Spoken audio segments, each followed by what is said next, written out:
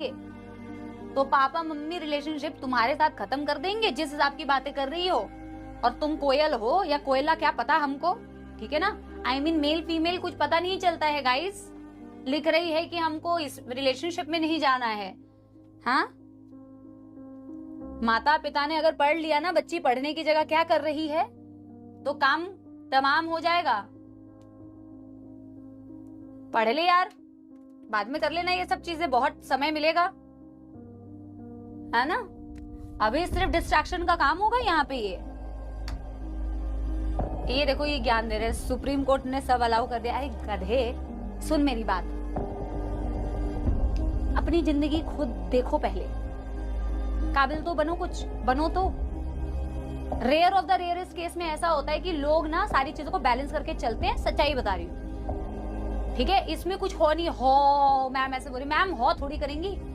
हाँ, रिलेशनशिप्स के लिए मैम हो थोड़ी करेंगी। तुमको बता रही है एक बात कि इस टाइम पे to focus on so many things is very difficult. You can, rare chances है कि कोई लोग बहुत अच्छे से फोकस करके बेटा एक दूसरे को मोटिवेट करते हुए चलते हैं। और यहाँ पे तो कतई नहीं होता। ये सब क्या है, ये सब बेटा यहाँ तो कुछ भी बकवास बाजी टाइम पास चल रहा है। I am talking about reality. जिंदगी में रियल में बहुत कम लोग ही ऐसे होते हैं जो एक्चुअल में ना you know everything is balanced and then everything works out, select भी हो जाते हैं और सारी चीजें सही रहती है। But most of the cases में बिल्कुल विपरीत होता है, बिल्कुल उल्टा होता है ना।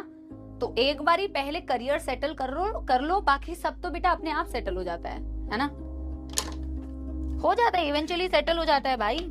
क्योंकि अगर करियर सेटल नहीं होता है ना तो बनी, अरे सच्चाई है, इसमें कोई हो वाली बात नहीं है। करियर सेटल नहीं होगा तो सेटल चीजें भी अनसेटल हो जाएगी। आप मेरी बात समझिए, डीप बात है ये।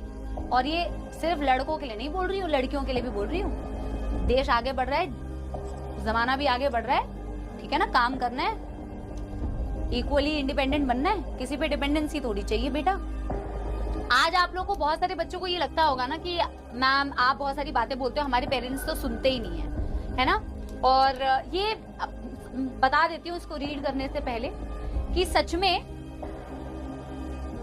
जिस दिन पैसे कमाने लग जाओगे, सही बता रही हूँ, शायद कई लोगों को ये जमे ना जो मैं बात बता रही हूँ, बट सच में अगर आप पैसे कमाने लगते हो ना, लड़का हो या लड़की, आई एम टेलिंग यू, और वो अगर आप यंग एज में ही बहुत ज्यादा कमाने लग जाते हो ना बेटा, somehow, and I'm talking about most of the cases, आपकी वैल्यू बढ़ जाती है ऑटोमेटिकली घर में, और आपकी बातों की ऑटोमेटिकली वैल्यू होने लगती है।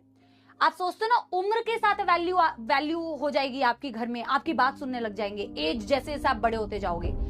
अगर आप बड़े होते गए और आप कुछ नहीं कर रहे हो ना, आप घर को किसी भी तरीके से सपोर्ट नहीं कर रहे हो, आप कितने भी बड़े क्यों ना हो, आपको उतना वैल्यू करेंगे नहीं। और अगर आप यंग हो बहुत, और आप बेटा यंग एज में आप फाइनेंशियली बहुत इंडिपेंडेंट हो, आप अपने लिए सारी चीजें कर पा रहे हो, अपने पेरेंट्स के लिए कर पा रहे हो, everybody will listen to you, I am telling you.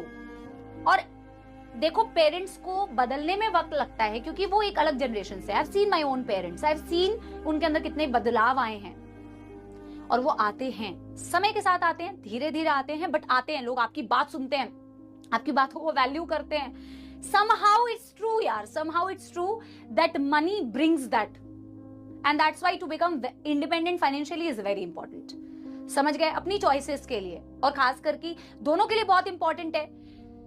लड़कों के लिए तो है ही, लड़कियों के लिए भी बहुत ज्यादा इंपॉर्टेंट है। आप लड़कियों, खास करके मैं आपको बताती हूँ, ये सोच ही क्यों रखना बेटा अपने अंदर कि यू नो, मैं तो कहती हूँ कि लड़की के घर वालों को भी ये सोच नहीं रखनी चाहिए कि इतना बड़ा घर होना चाहिए, इतना लड़का कमाना चाहिए, उसके पास ये होना चाहिए, तभी हम शादी करेंगे वहां, ठीक है ना।